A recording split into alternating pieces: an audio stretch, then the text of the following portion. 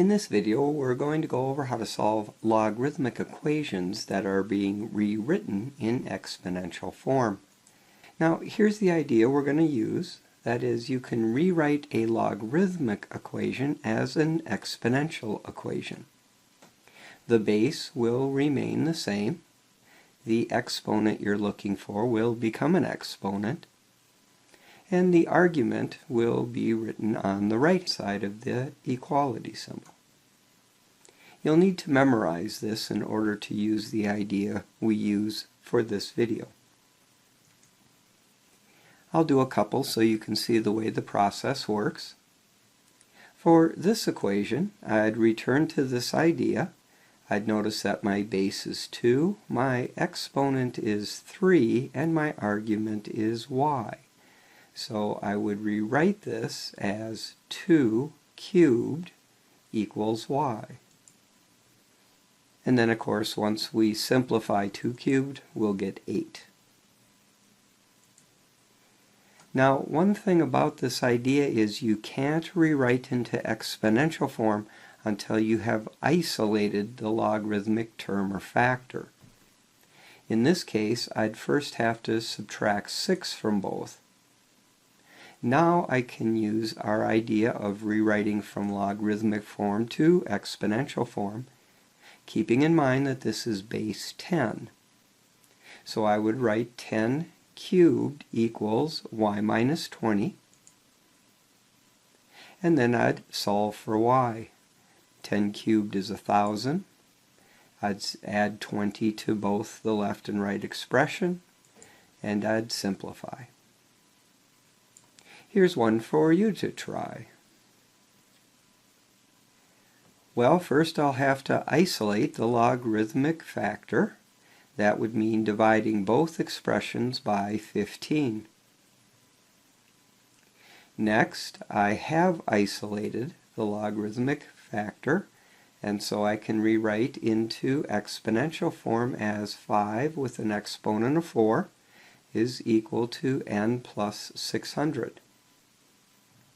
After subtracting 600 from both expressions and rewriting the fourth power of 5 as 625, I'll find the difference and find my solution for n. Try this one. First, I'll have to isolate my logarithmic factor. I'll subtract 15 from both expressions, divide both expressions by 4, and then rewrite into exponential form, keeping in mind that the base here is 10. Last, I'd write 10 with an exponent of negative 1 as 1/10.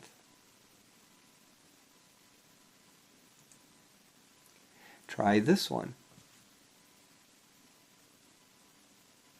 After dividing both expressions by 200 and realizing that ln is log base e, I can rewrite into exponential form, and after subtracting 1, solve for a. I can't make this any simpler. This is the exact answer, and please leave this as the exact answer.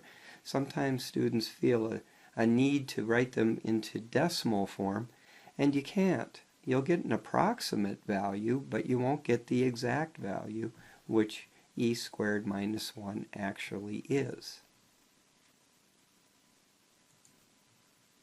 And here's our last one. Remember to isolate your logarithmic term or factor first.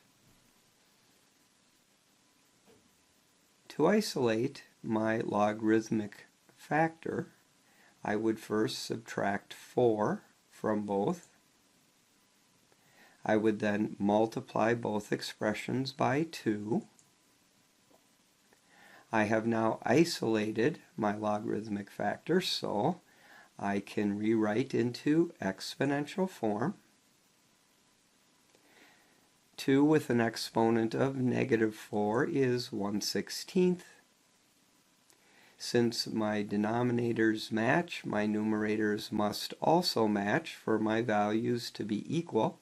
That is, after multiplying both expressions by 16 and reducing, and subtracting 2 from both, I find my solution. I hope this video has helped you understand how to solve logarithmic equations by rewriting in exponential form.